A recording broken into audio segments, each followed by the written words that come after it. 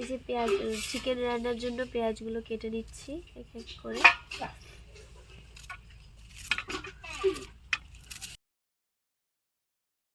এই যে পেঁয়াজ কাটা হয়ে গেছে, এবার রসুনগুলো ছুলে নিচ্ছি।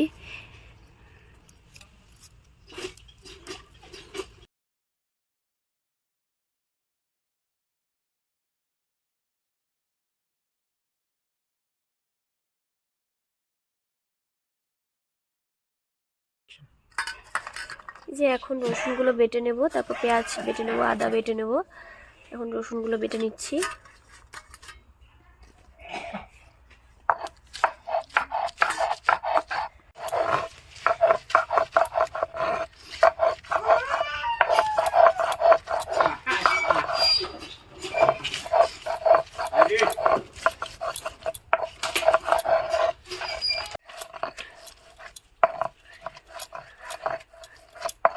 আদাটা বেটে নিয়েছি, রসুন বাটা হয়ে গেছে। এই যে রসুন বাটা, এবার আদাটাও বেটে নিলাম। এবার পেঁয়াজ বাটবো।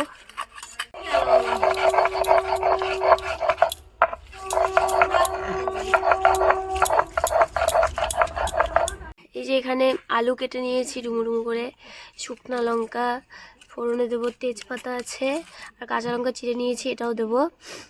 আর পেঁয়াজ আছে ঝুরঝুরে কাটা, এখানে আদা বাটা রসুন বাটা আছে। এখানে পেঁয়াজ একটু বেটে নিচ্ছি। তারপরে মাংসটা ধুয়ে নেবো, এখানে মাংসটা রয়েছে, মাংসটা ধুয়ে নেবো।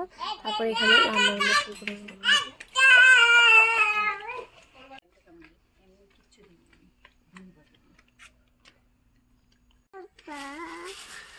দেখাও কিন্তু মাংসটা ঢেলে নিচ্ছি এবারে।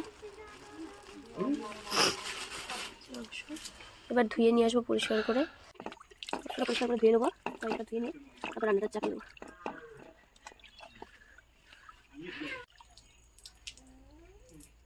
ওটাই থাকবে।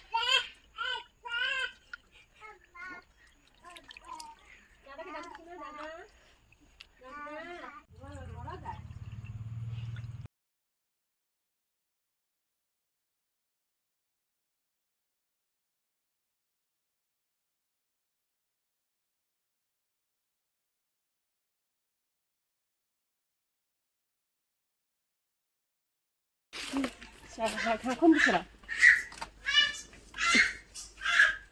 আইসু দাও, আইসু দাও, ওই যে জানো আইসু লাগবে গো, আইসু দাও তাহলে, আইসু দিয়ে দাও একেবারে। মাছ অর্ধবার দিবে নাকি,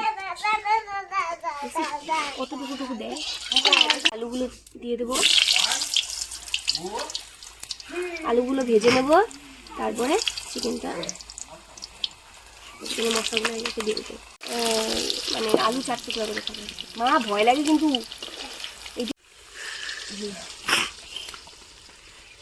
হলুদগুলো দিয়ে দেবো।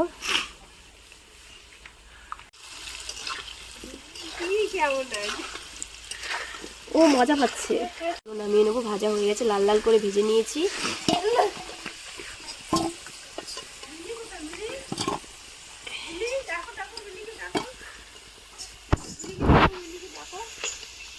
তেজপাতা দিয়ে দিলাম,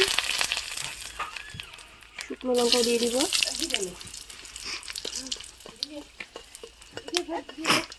জিরে দাও, গোটা জিরে দিয়ে দিলাম ফোড়নে, গরম মশলা দিয়ে দিব। এবারে পেঁয়াজগুলো দিয়ে দেবো।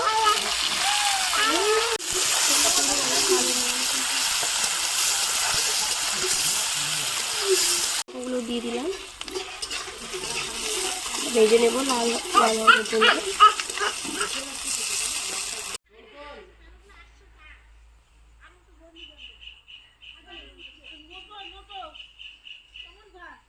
পেঁয়াজটা ভাজা হয়ে গেছে, লাল লাল করে ভেজে নিয়েছি। হ্যাঁ, এবার হচ্ছে পেঁয়াজ আদা রসুন বাটাটা দিয়ে দেবো।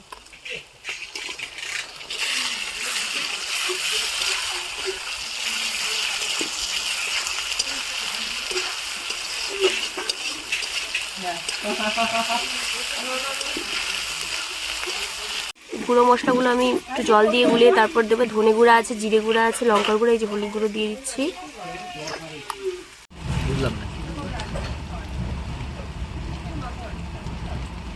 এরকম করে রান্না খাওয়া।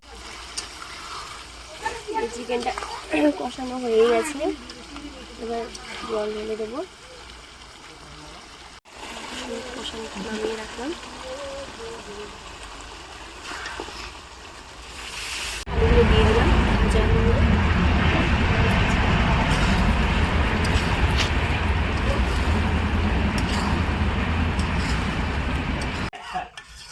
জল দিয়ে দিলাম চিকেনে, জলটা ফুটে নিলাম, নামিয়ে নেব।